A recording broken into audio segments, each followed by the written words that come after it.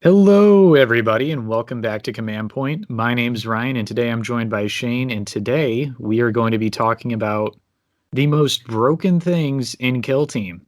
So I guess a good starting point rather than talking about a specific model, because there are a lot of models that are silly, Yeah, uh, let's talk about a game mechanic, and this is one that I think people don't talk about that often, and I think it should get a little bit more attention, and that's reserves. Reserves, in competitive Kill Team at least, introduces this new element to the game that is, in two ways, it's interesting on one hand, and it is super broken on another hand. Like the ability to be able to place a model down after all models on the board have moved, it kind of removes choices in a way. Like not choices, but it's it's almost like your opponent has no interaction. yeah, it is kind of uncounterable. Yeah, Um, and you can say, for example, you can look at like TAO just happened, and one of the main strategies that we saw from the guy who won that tournament was deep striking Rouse on a board edge, just using outflank, not even using an actual tactic, mm-hmm. and just throw like deep strike, just bringing him on after the movement phase is concluded and tossing that grenade. Yeah, And every game that he did it, you can go back and a lot of them were streamed, a lot of them are on our channel. Even while we're watching it, we're kind of saying like, there's really nothing that the opponent can do about this. Like mm-hmm. straight up, there is just no way to totally screen it out. The only counter is having guns pointed just about every board edge and readying them all and making sure that they're actually able to take that model out before it gets to do its thing. Yeah, And this is just without flank. And there are a ton of deep strike tactics in this game, like we've talked about the Mandrake deep strike tactic before. yeah, Being able to drop 3 Mandrakes like more than 5 inches away and just getting 6 shots off. Like what do you do about like what do you do about it? Like you can totally give yeah, up board control, like screen out your whole back line, but then they can kind of jump in front of you. And on a board where there's a healthy amount of terrain, it is like it's head scratching. yeah, What do I do against this? There really is nothing reliably that you can do other than hope that when they come in they whiff. And I think it also kind of it's worth noting that the competitive module that GW gave us for Kill Team, which is Arena, they deliberately said there are no reserves. yeah. There's no that whole element of the game is not allowed. It's almost like it almost feels like reserves aren't really well suited to competitive. I don't know. Yeah, no, totally. Because there's like no counterplay against it aside from bringing enough bodies to screen out everything. But even then, it's like I mean, it's I was gonna say my prep games with yeah, orcs, like dropping a flash kit, even just on my own board edge for free, yeah, yeah, after everything is moved, because it's got long enough range that it can take shots from pretty far away. yeah, I can drop them in pretty safely on my board edge, super far away. But it's after everything is moved, so it gets to take whatever shot it wants, and then it gets to shoot twice. And it's like my opponent is sitting there like, okay, this is fun. I just watched my most expensive models get wiped, and I literally had no interaction whatsoever. yeah. It's definitely an exploit, and it's definitely a source of feel bad. Let's get stuck into our next most broken thing: drones, Tau drones, and specifically the recon drone. So when I told you that I wanted to talk about drones, you specifically like named the recon drone. So why was that? What makes that separate from the other drones? Yeah, I mean, so all drones are stupid in their own way. Uh, the recon drone, though, because like you can look at a shield drone or a gun drone and say, 7 point seems a little cheap, right? Hmm. They've got, like, in the sense of the shield drone, it's extremely durable. It's more durable than other models that are more expensive, that are like their whole thing is to be durable. Like a rack, Hmm. like an 8 point rack, it has no killing potential really, kind of like a shield drone. And it is just meant to be super survivable because it's toughness 4, it's got a 4 up invuln, and it's got a 6 up feel no pain. And that's its whole niche, is being survivable, and it's 8 points. Yep. A shield drone is 1 point cheaper. It has a better feel no pain. It's got a 5-up feel no pain. It's still toughness 4. It's got the 4-up invul, and except it's got 8-inch movement and it flies, and it's got savior protocols. And it's like, oh, this is pretty obnoxious. Yeah. But 7 points is pretty cheap for that. It's one of the best value models in the game, and same goes for the gun drone for different reasons. But you look at the recon drone, and it's like, why is this 7 points? Like, the other drones, I'll excuse it, right? Because it literally has double the wounds. It has 2 wounds. It's basically a floating auspex, and it's got 4 shots at strength 5 on top of that. And yet it is 7 points. How many 2 wound models are less than, like, what's the cheapest 2 wound model you can think of other than that? Because I'm trying, and like, I can't think of anything. Maybe like the Clavex. Oh, actually, Arcoflagellants are 13 points. Yeah, but even then, that's a huge gap. That's almost double the points. And you can't always cross-reference faction to faction and say, well, like a Custodes 33 points, and that's better than every Terminator. But like, you can definitely compare it to all of the other drones, which are all the same point costs. Yeah. And be like, why is this the way it is? Yeah, a model with 4 shots at strength 5, with 8-inch movement, with fly, with 2 wounds, with toughness 4, with a 4-up save, with an auspex ability, and this is 7 points, and it is just crazy. It is so stupid. And then the way that Savior Protocols works, it converts when you take a wound with Savior Protocols, you convert that. Say it's a melt-a-gun, and you're shooting at a Pathfinder, and you get 6 damage on the D6 or any multi-damage. The Savior Protocols converts that. It's not like Battle Brothers or the Astartes where it takes the amount of damage in mortal wounds. Savior Protocols just takes that 6 damage wound and it says, nope, it's 1 mortal wound. So the recon drone, which has 2 wounds, can eat that totally safely, no matter what weapon it is. And yeah, it's one of the biggest things about Tau that is really stupid, in my opinion, is that recon drone. Even if you're trying to build a list where you want to go later on drones, the recon drone is way too good to pass up. It's so good. It's an auto take. Yeah. Anything else about that? No, I think we covered everything. But speaking of auto takes, let's talk about Godforit. I would love to talk about Godforit. We've been saying a lot more about Godforit recently, I feel. Oh well, I mean, Imperial Guard just won. They just won TAO. They came in close during the tournament before that, and then, Matthew Fong's still running them for WWO, so they're still in contention for the best kill team, basically. It's what it feels like. And I think Guard without Godforit is a pretty good team. Orders are one of the best things in the game that any faction gets, and they've got such a wealth of guns that they can kind of answer anything. And they fill kind of a gunline niche. But you put Godforit in the team, and it just takes them over the top. Yeah, because it's, first of all, generally speaking, unless the team doesn't have a lot of options, if you're list building for a faction, and there's one thing that you take every single game without it, it would be stupid not to take it. That thing might be a little bit busted. Might be a little too strong. Yeah. And it's to the point where you are hamstringing yourself if you don't take Godforit. Yeah. 20 points for 3 wounds, 3 up invuln. Yep. 5 attacks, exploding 6s, power sword on a combat spec. It's like, oh my god. Yeah. What is it? It's ridiculous. It's a walking bunker.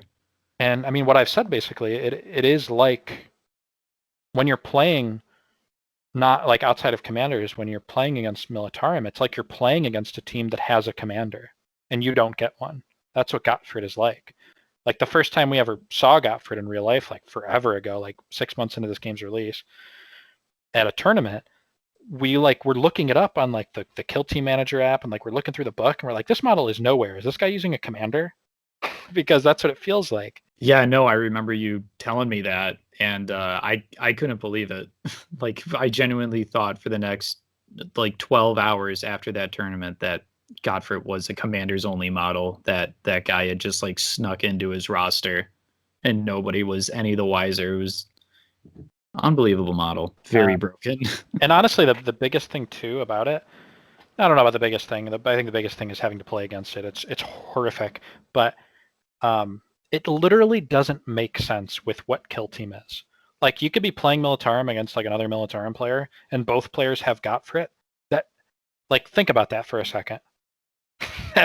that doesn't make sense. No. Godforit is one person, and Kill Team is a game about squads. It's not about characters, really.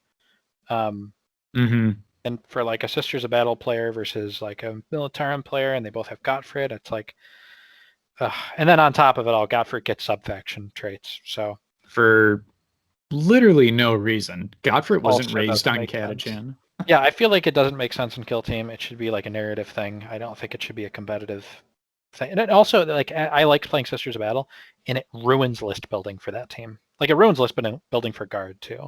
It basically ensures you'll never take an Ogren. Yeah. Most people won't even take a Bulgrin with it because Godforit's taking up 20 points. Having something like that just is like, yep, this is in the list. There's no questions. That's stupid to me. So speaking of stupid things, let's talk about the Necron Reanimation protocol. This is something that we harp on this a lot, but it's just, the reason we do it is because, in our opinion, we think it's so easily fixable, and it just hasn't been. And so it just keeps adding up and adding up. But yeah, you go ahead. I mean, like, they're making this game, they're making Kill Team, and they're going through like Necrons and trying to figure out how Necrons should work in Kill Team. They were trying to figure out how Reanimation Protocols works, or how to convert it, because it wouldn't like the way it works in 40k, it would be super underwhelming in Kill Team, probably. And then somebody at the table was like, "Oh, we got this new injury roll mechanic that's perfect. Let's just make it so that it's part of the injury roll." And so, yeah, and the rest is history. Like, on a 6 now, the model just gets up. It actually loses its flesh wounds. And I remember the first time I heard about Reanimation Protocols, it didn't strike me as broken. Yeah. Like, it didn't sound that overpowered to me. I was just like, oh, that's kind of cool. That's like a neat, like, fluffy thing, and it won't come up that often. Well, in practice, it is not this neat, fluffy thing that doesn't come up often. It is this ever-looming thing that that changes the way you play against an entire faction. Changes how you play the entire game. Yeah. It is because, okay, so in practice, I'll explain why it's broken. And Necron players, I am a former Necron player, kind of current Necron player, I guess. Yeah, they can get mad at me all they want, but this is stupid and it needs to be changed. Basically, no matter what weapon, no matter what the strength of the weapon you are attacking a Necron with, no matter what the AP is, no matter what the damage characteristic is, no matter how many attacks you have, the odds of killing a Necron are always below 50%, because at the end of the day, on the injury roll, it is a 4 or 5 will kill it, and a 6 will reanimate it. And that's assuming it's not in cover. Yeah, exactly. Or a flesh wound. Yeah, exactly. Yeah. And if it's in cover, 1 out of 6 results kills it, so it becomes even more stupid. And I'm not questioning whether this is as intended. I know that they intended this. I just I question how much they actually play tested Necrons. Because, I mean, honestly, it wasn't that huge of a deal until Elites, to be fair, but I mean, it was an inevitable thing that factions were going to get Elites, so whatever. But the fact that you only, once you reach the injury roll, and it's like you have to get all these other things, like you need to hit, you need to wound, they need to fail their saves, so on and so forth. Once you get to the injury roll, just isolated, the injury roll, it's a 33% chance to kill. But it's not just that. It's a 33%, and because you take the highest results with like a multi-damage weapon, if you roll a 6 and a 5, you take the 6 and it gets back up. So there is always a less than 50 chance that you get that you take a Necron out of action. And Kill Team is a game about creating mismatches on the board. Like, you set your Clavex up and charge, the squishy like gun, like the plasma gun guy, and you manufactured that moment. You know that your Clavex is supposed to kill that guy. The math is good. The math supports it. You have a reroll, blah blah blah. You can create that moment, and because yes, this is a dice game, but it is a game where you can. It is all about like creating situations where the dice are good for you, And against Necrons, the dice are never good for you. It is always set. It is like capped at how good it can be for you. Yeah. And you pair it with the reanimation like it's already bad enough that like it's only 2 out of 6 results kill it. But that plus reanimation means that when you're killing them, like when you're attacking them, and they're marching up the board towards you as this big melee force, they're just kind of slowly walking towards you. And once they reach you, which is probably going to be like turn 2, turn 3, if you're really playing conservatively, at that point you're giving up board control. But once they reach you, which they will, it is like they're going to kill you because Novak and Lich Guards are a whole other thing we can talk about how stupid they are, but another day. Yeah. While they're getting to you, you are shooting them ideally because you probably don't want to fight them in melee combat most of the time. Because you're going to get swarmed, and they're probably better than you anyway, with a few exceptions. Let's say you're taking the best thing possible against them. You just have like a line of plasma guns, and you're shooting them as they come towards you. You're literally hoping that you just get lucky, because you can't create a situation where the math is in your favor to kill them. Yeah. You're hoping that you get that 33% chance to kill. And it's actually less than that because you have to hit and wound, and they have to fail their saves. But you're just hoping. You're hoping that you get lucky. And you can flesh wound them, and then it becomes a 50-50, but still you can reanimate them at that point, and then the whole process starts over again. And you are just hoping again and again and again that you just get lucky. And that's a bad mechanic. Yeah. It's not fun to play against. Necrons as they are right now, even for the Necron player, having to just hope that your opponent gets unlucky or doesn't get lucky it's not that interactive. They don't have that much that they can do.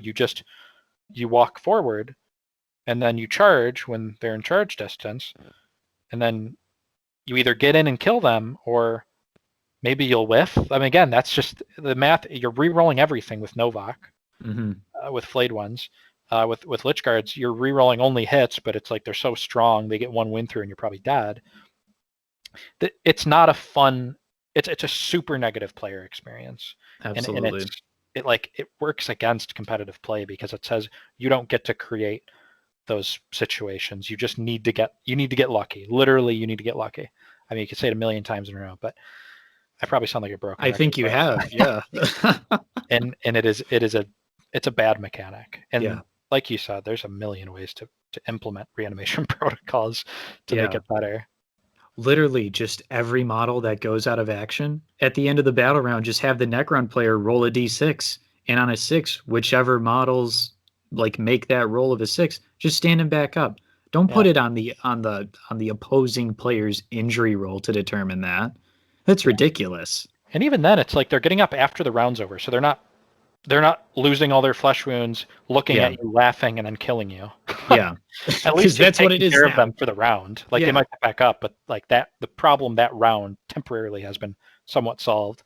Yeah, it's just a horrible I hope anybody from GW heard this, and like, please fix this faction. It is awful to play against. It's not even fun to play as. Yeah, fix it. Fix it, guys. Yeah. Okay, finally we come to the Drakari Mandrakes and how crazy these guys are. These are probably the best flex models in the game. Yeah, Mandrakes are, I think they are the best flex model in the game. I think you can make like an argument for like Sicarian infiltrators maybe, but I think Mandrakes do it even better. We already talked about reserves and like some of the deep strike tactics. Yeah. And Mandrakes have a deep strike tactic, which they have good shooting, they have good melee, and they can drop in almost anywhere on the board, shoot you, and then round 2 they're re-rolling charges because they get power from pain for free.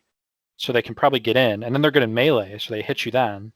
And then on top of all this, they have an invuln, they have a feel no pain, they get all the other power from pain bonuses, and they are -1 to hit all the time for no reason. Well, I don't know if it's for no reason. It's definitely a lore explanation, but there's a lot built into these guys for their price of only, it's like 11 or 12 points, I think, right? Or 12 or 13, I think. Yeah. But yeah, these guys are crazy. Did you mention there was so many things that you listed off about these guys? Did you mention their mortal wound upside with the Bale Blast? I did not mention that, but yeah, when Yeah, they they shoot have you, a they're on snipers too. They're snipers. They're assault snipers with yeah, AP, with 2 shots. yeah.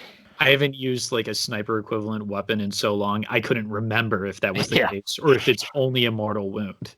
Yeah, nobody But takes yeah, no. snipers because they're heavy weapons and they have 1 shot and they're strength 4 and they have no AP and Yeah. they're 1 damage. But Bell Yeah, they're Blast awful. They're terrible. is assault 2. It's like AP 1. AP1, roll of 6. It's a 1 Yeah. mortal wound and then just a regular wound. It's yeah, they're a crazy model. Yeah, I mean, you can Um, they're another thing where you can basically just take all Mandrakes to a tournament and do pretty well. good luck getting your hands on like a full team of mandrakes though. Yeah. I would recommend getting creative and using other models that aren't Mandrakes and Yeah, creating stuff. because Like there's a lot of right now cool they're conversions. resin. Yeah. Yeah. And so that wraps up our video on the most broken things in Kill Team. If you have any questions about this video, drop them in the comments below and I will answer them for you. A special thank you to all our generous gits and knobs supporting us on Patreon. You guys are the best bunch of boys a war boss could ask for. Thanks for watching, and we'll see you in the next one.